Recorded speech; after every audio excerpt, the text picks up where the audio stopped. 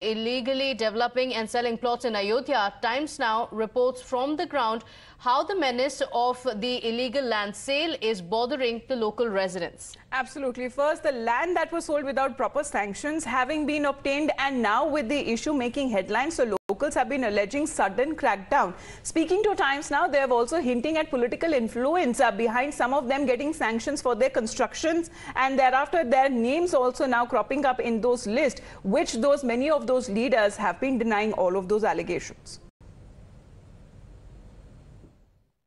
वो आते हैं क्या ऋषिकेश उपाध्याय जी यहाँ पे? हाँ आते हैं। अच्छा। हाँ नाम तो नहीं मालूम है। आते। ऋषिकेश उपाध्याय मतलब मेयर हैं? हाँ। अच्छा, तो संतोष मौर्य के पास आते होंगे? अच्छा, तो दोनों मिलके मतलब प्लॉटिंग करवा रहे हैं? हाँ।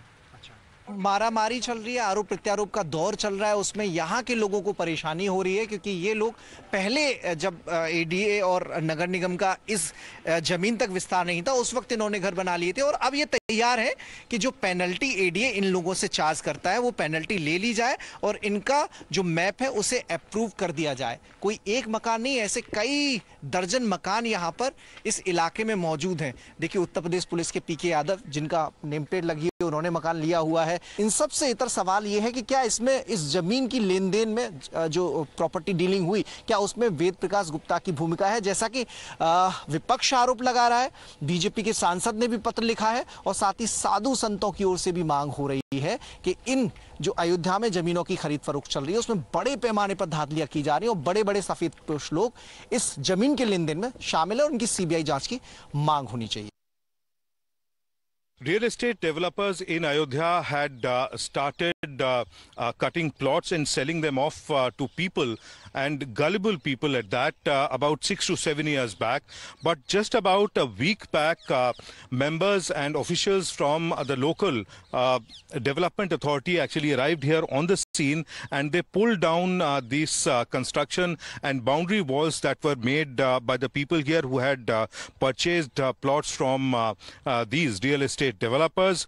Now the development authority, the Ayodhya Development Authority, has told them that these are illegal plots, that this happens to be the catchment area of the Saryu River, and in fact people have been purchasing plots here and they've been trying to build houses around this time as well.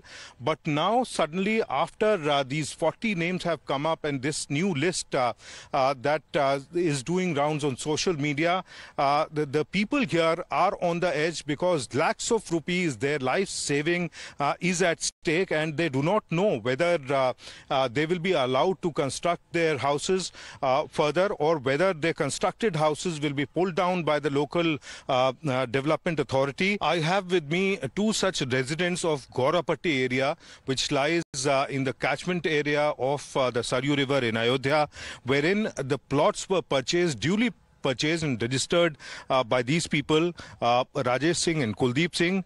But now authorities say that their plots are not valid, they are illegal, and that they will not be allowed to carry forward the construction work that they were doing. 7-8 साल से लोग रह रहे हैं यहाँ पे, बिजली पानी सब ले रहे हैं। अभी तक कोई प्रशासन ये तक नहीं कहा कि नहीं डूब क्षेत्र है। जब बना रहे तो अगर उसी समय बोल दिए होते कि नहीं ये डूब क्षेत्र है, अगर जो आज कार्रवाई की है पहले कर दिए होते, ये आज की जनता जो 80% ये क्या नाम है एक्समैन है वो आज नहीं फंसे होते यहाँ पे। विधायक जी का स्कूल चल रहा है तो भी तो डूब क्षेत्र में है, उनका कैसे नक्शा पास हो गया? उनका कैसे, जब उनका हो सकता था हमारा क्यों नहीं हो सकता है? ठीक है, तो मैं तो यही शासन से कहूँगा कि भाई जैसा सबका उनका पास हुआ ऐसा हम लोग का भी नक्शा पास करे, बाढ़ क्षेत्र से बाहर करे कि सबको रहने का यहाँ मौका दिया जाए।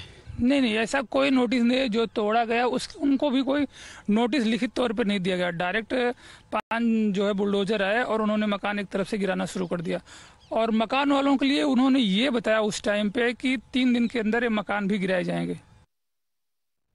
So the list had the names of a few BJP leaders. The BJP has denied it completely and also saying that this is a list that has been released even before it had been finalized. So while the residents there aren't really aware of any political connections to the construction or even with the developers, the opposition seems to be unrelenting, gunning for the BJP, alleging deep-rooted graft. देखिए, अयोध्या विकास प्राधिकरण की जो सूची आई है वो पूरी तरह से फर्जी है, फेक है। भारतीय जनता पार्टी के जो वरिष्ठ नेता हैं उनको बदनाम करने की साजिश है। और दूसरी तरफ जो विपक्षी दल के लोग हैं उनके पास सिर्फ यही मुद्दा है कि ये क्या कर रहे हैं, वो क्या कर रहे हैं, जबकि भारतीय जनता पार्टी शुचिता के साथ अपने कार्यकर्ताओं को लेकर के जन जन तक आदरणीय प्रधानमंत्री नरेंद्र मोदी जी की गरीब कल्याण की नीतियों को लेकर के जा रही है और जनता भारतीय जनता पार्टी को आशीर्वाद प्रदान कर रही है। जो अयोध्या विकास प्राधिकरण ने सूची जारी की है पूरी तरह से मनगढ़ंत है, फर्जी है।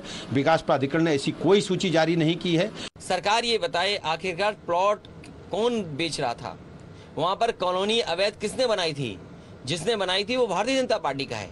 और अगर रजिस्ट्री हुई है तो सरकार के अधिकारियों ने रजिस्ट्री कैसे कर दी?